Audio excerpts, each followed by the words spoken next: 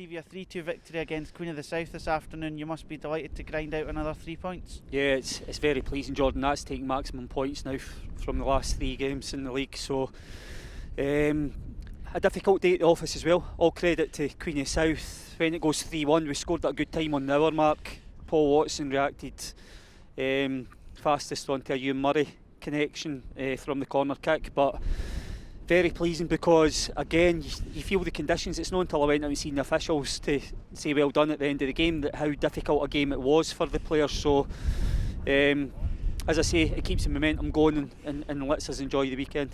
It was a battling start to the game and we managed to get 2-0 ahead at half time. You must have been pleased with what you'd saw in that first 45 minutes. Yeah, I think there wasn't much in the game in the early parts. I felt that we grew into the first half, and we actually probably the last 15 minutes I thought we were quite dominant in it.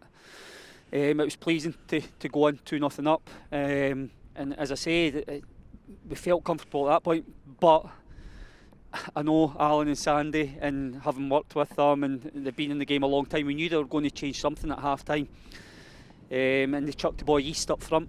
Dobie then was dropping into wee holes, and you know, we've said it before, Dobie's cleverness caused us problems, but as I say, we scored the goal at a good time on the hour mark, and it was enough to get us over the line today.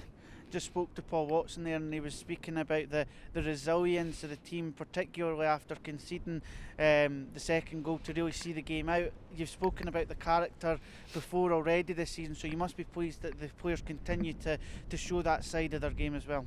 Yeah, I think we forget that football players are human beings, and you know, you go 3-1 up and we're on the back of winning 5 games in a row.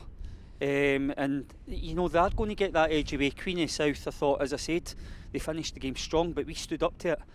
Probably sat a little bit too deep if I'm going to be critical of the team, but you know, as I say, that's something that we can try and address and improve. We're developing as a club. I think we're taking strides going forward, and as I say, we had to deal with Aaron Cumry getting injured today in the first half as well. We were missing Ryan Dow.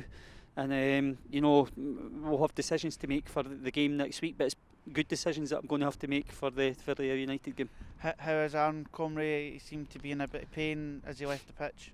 Yeah, it's too early for Jamie to let us know the extent of the injury. What I will say, it's on the same foot that he went over on his ankle earlier in the season. But Aaron's been flying in training. You know, I think he's been outstanding.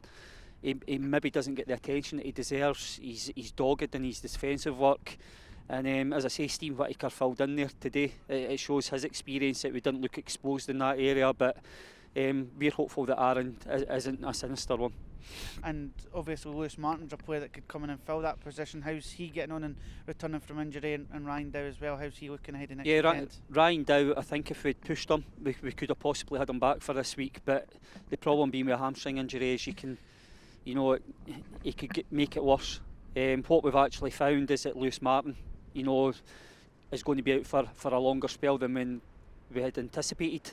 It's frustrating for Lewis, but it's one of these things. He's worked hard over the lockdown and maybe possibly just done a little bit too much running on it, and we'll just have to rely on the medical staff. Jamie, we've had a second opinion on it, and he's in the best possible hands that we can move forward and get Lewis into a better place.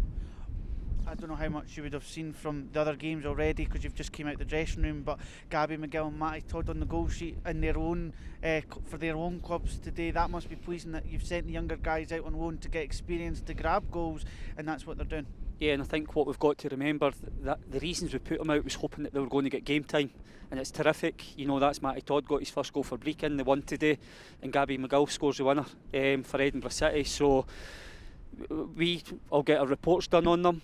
We'll monitor how they do in these loan spells, and hopefully they'll come back in a good place, whether it be in January or we do it for the season. That's decisions we'll make in their development at these clubs.